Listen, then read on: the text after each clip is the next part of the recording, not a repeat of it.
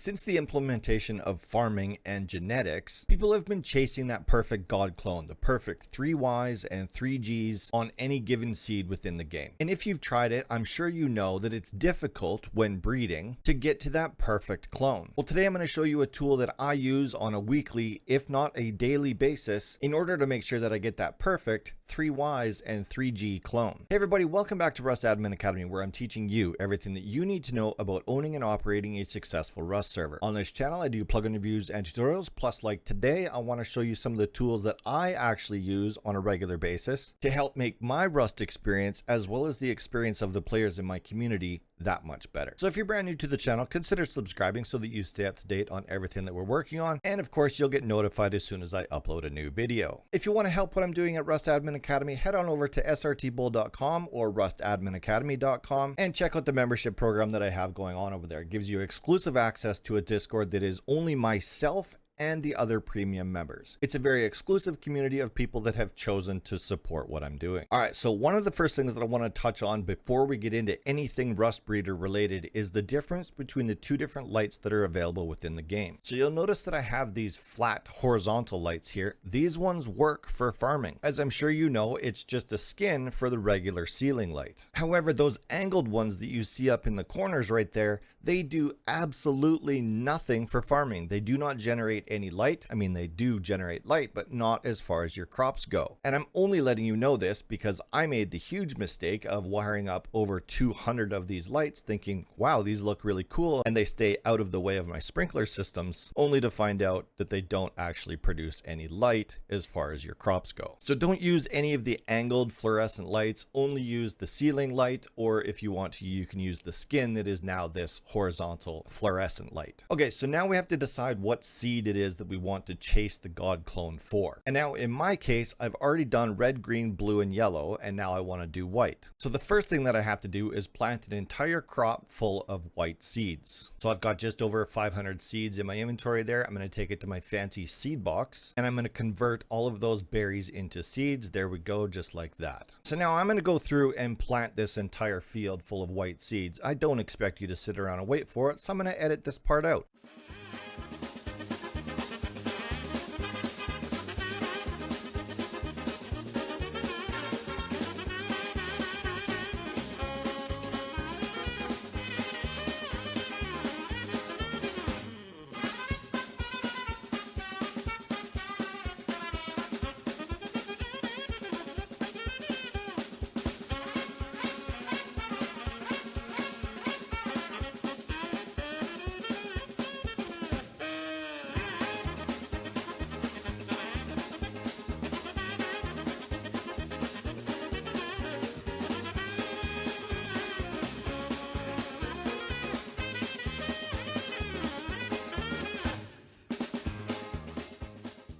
And so for those that are wondering, that took just over 6.5 minutes to plant 137 different planters full of 4 seeds. Now, you might be wondering why I only planted the 4 corners. Well, that's so that when these plants go into their crossbreeding phase, they don't actually interact with each other. So none of the genetics of any of the 4 plants are going to be affected by anything else. So if I put something in the center or on any of the other positions on the outer ring, they would all interact with each other during the crossbreeding stage. And at this point, we don't want that. We want to have these plants grow in their fullest, most natural way possible without any influence from any other plants. And of course, you know that we're going to need water for this, so I'm going to turn all of my sprinklers on with one single command just like that. And we're going to wait for this crop to actually come to its full growth stage, and then we're going to carry on. But luckily for you, you don't actually have to wait for it. Just give me 1 second and we'll be right there. While I'm thinking about it though, I'm wondering why there hasn't been a plugin developer out there that has created a way for us to quickly and semi-automatically plant those 4 plants just in those 4 corners. As I'm sure you know, Rust has a built-in feature where if you hold shift, it'll automatically plant all 9 positions. Well, when you're at this stage of the game, you don't want that. You only want the 4 corners. So a shout out to the developers out there.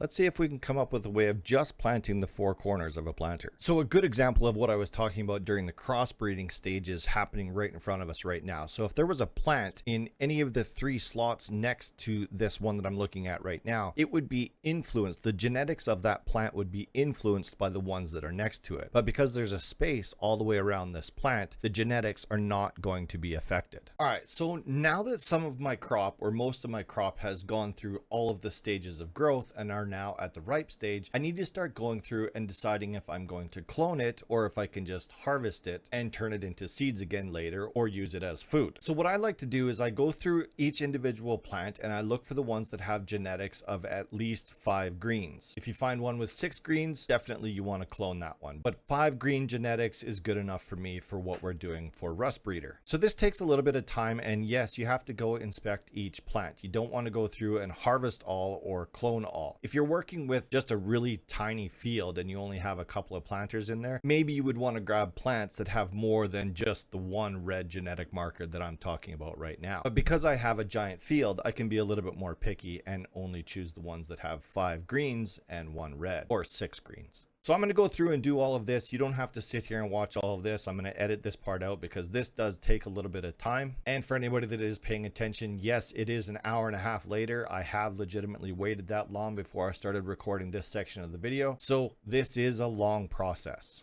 So I'm going to go through and harvest all of these, and I'm not going to do it on video, but when we're done, we're going to have a bunch of clones that we can actually get started with messing around with genetics. All right, so now the entire crop has been harvested, and now it's time to work the magic using Rustbreeder.com. Let me just turn all my water off here, and there we go. All right, so let's go have a look at the box that has all of our white seeds in it. As you can see here, I've got 3 pages of seeds. Now, I'm not going to scan all 3 pages into Rustbreeder, but if I need to, I will. So hopefully we can just do this with 1 page. All right, so this is Rustbreeder.com. Ignore the ads that are on the page right now. They aren't mine. I have no control over that. So what we need to do is we need to scan what's going on in our inventory in the game into the website. So now what we have to do is we have to scan the information from all of the clones in this one box into Rustbreeder.com.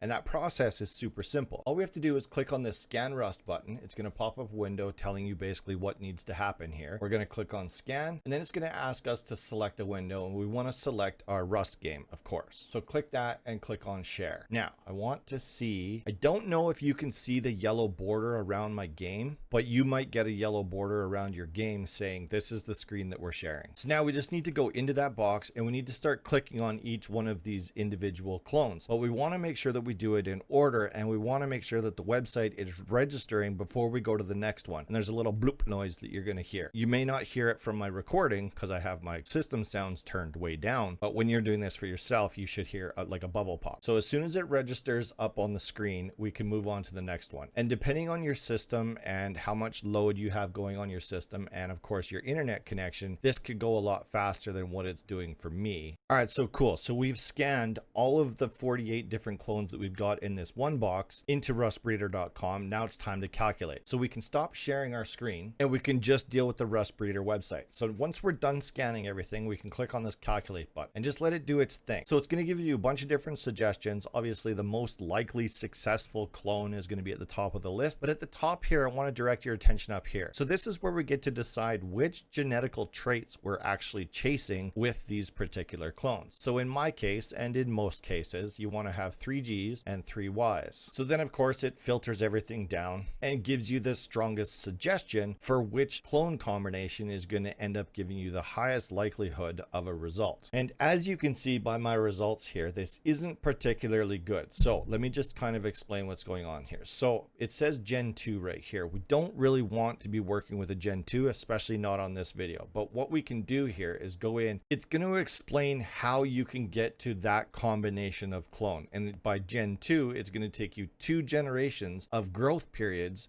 to get to this point. So that's not ideal, especially while I'm recording a video. So what I'm going to do is I'm going to go back and rescan that, but I'm going to grab 2 pages of clones that I have in that box, which will give us 96 different clones at the end, and it can calculate something based off of those 96. All right, so now that I've got all 96, so 2 pages from that one box, all scanned into Rustbreeder, let's recalculate this and see what it comes up with this time. So you're going to see a clock at the top there. That's basically telling you how much time is left before it gets to the final result. Let's put our filters back in there, make sure that we're getting 3 G's and 3 Y's. Okay, so this was actually kind of a cool result. So we've got the top card there that is actually suggesting we use a specific plant in the middle, and then we use those 3 other clones surrounding that one plant. But then if you look 2 cards down, we've got another card there where it says any plant of the same type is going to work if you just use these 4 clones on each one of the corners. And I'm going to actually do both because I'm actually a little bit curious to see which one does better, because looking at the top card there, we've got 1 red W and 1 red X, and I believe based on the math that those are both going to counteract the 2 Y's for clone number 75 and clone number 83. So let's just do this up and let's see how this works out. So we need to find these specific clones in our collection inside of our large box. So as you can see there, it gives us the number of where it is, where it was scanned, so we know where in our inventory these individual clones are. So this is in position number 4, 27, 75, 83, so on and so forth. It's not super easy to find them, but as long as you can count, and especially if you can count by 6s,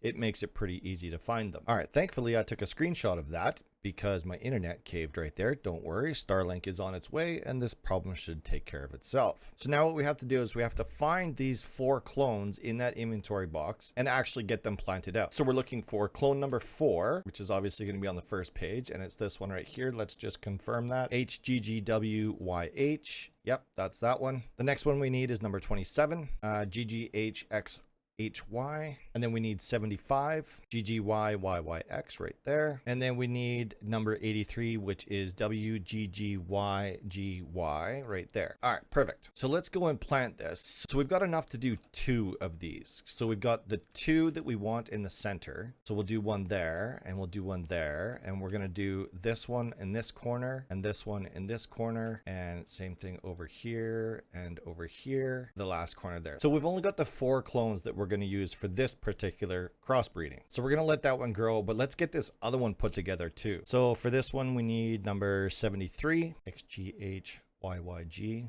And then we need GYYX, and then we need number 87, which is YGGGYG. That's that guy right there. And then number 95, which is GHYYY with a W at the end. Perfect. So now we've got the 4 that we need on our 4 corners, but we need to select one because if you recall, this one says that we can use any extra plant of the same type. So I'm going to go through here and I'm going to try and find a plant that has all 6 green, so it's not fighting against anything. All right, so there we've got one right there. So we've got enough to do 2 clones in this situation too. So we're going to do the same thing, but we got to remember that we did our center plant in position number 6 on our hotbar. So let's do those. And then we're going to take position number 2, put those in the corners, and then clone number 3 on this corner, and clone number 4 on this corner of each one. And then clone number 5 in the only other corner that's still existing. All right, so now that we're done all of that, we're gonna let these plants go through their growth periods. And I'm gonna stop in during the crossbreeding section so I can show you exactly what's happening. So let's just have a look at the genetics involved here right now. So we've got some genetics going along the outside here, and we've got this one with 6 green genes that we want to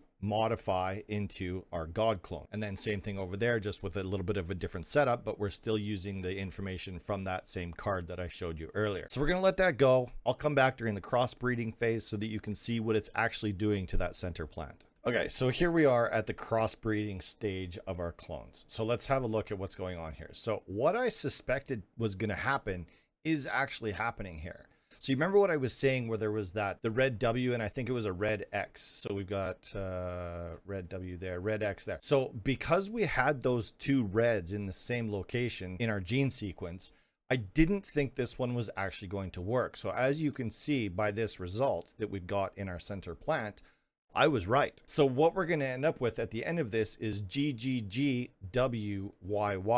So we could go through this process again with a different combination of clones around it, and we would be successful on the second time around. However, I saw that error happening and planned for an alternative. So if we go over to this other box here, this other one is also in the crossbreeding stage right now. So as you can see, the center plant is now going to be crossbred into GGYYYG, which is exactly what we were trying to get, 3 Gs and 3 Ys. So I'm obviously going to continue letting these grow into their final stage, and then I'm going to clone these 2 center plants from these 2 planter boxes right here, and everything else I'm done with. So I can just harvest the rest of them like normal, because we no longer need any of those clones. We don't need any more seeds. We're going to go forward just with these genetically modified clones. All right, here we go. So we are finally at the final stage of growth for our new clones. So as you can see, we're ripe at 1%. We've got GGYYYG. So this is a perfect clone. Now, I want to give you a warning right here, because I've made this mistake myself, because you get in such a habit of doing a specific action on the radial wheel. So you definitely don't want to harvest all. You definitely don't want to clone all. I mean, it wouldn't hurt you if you did. And you definitely don't want to eat everything in this box right now. So what we want specifically right here is to take this one specific clone, and that's all. So the amount of work that we've put in to make this happen, to get these 6 clones, is astronomical when you consider the amount of time that you put into it. So in my case, we're over, I want to say I'm at about 6 hours from the time I started this till now. And that's like recording. Yeah, I'm talking a little bit in between, but like it's about 6 hours it took me to get to this one perfect god clone. So make sure you don't screw that up and harvest it by accident, because it's crushing. Trust me, I've done it. Don't do it. Just be careful. And as far as the rest of this stuff goes, we can harvest all of the rest of this. We don't really care about this, because now we have the perfect clone, and we're going to go through and we're going to grab the rest of our clones, our perfect god clones. We're going to plant an entire crop of all of these clones. So as I said earlier, I've got red, yellow, blue, and green. Now I have all 5 of them here. We're good to go. We can plant this entire crop full of these god clones, and within about 60 minutes, we'll have like the most yield in the shortest amount of time, which is the entire point of all of this. So that's how I use Rustbreeder. Now, of course, there's a couple of different variations when we're talking about generation 2, and I think it even goes to generation 3. I'm not really sure. When you're talking about generations, it starts getting into a complicated process. You have to successfully get to one clone in order to create another clone, which is it can be a little bit cumbersome, and it definitely takes some time. So just go slowly, go carefully, and pay attention to what it is that you're doing and what Rustbreeder is telling you to do for your combination of genetics. It takes all of the guesswork out of working with genetics. It makes it super easy. So imagine doing the math and figuring this all out for yourself without using something like rustbreeder.com. If you've never used Rustbreeder before, go check it out. It's free. It's just a website. It doesn't cost anything to use it. If you've used Rustbreeder in the past and maybe you didn't quite know how it was supposed to go and this video helped you out, do me a favor and leave a thumbs up on it. I hope this video was helpful. I hope somebody learned something. Thank you all so much for watching. I'll see you next week.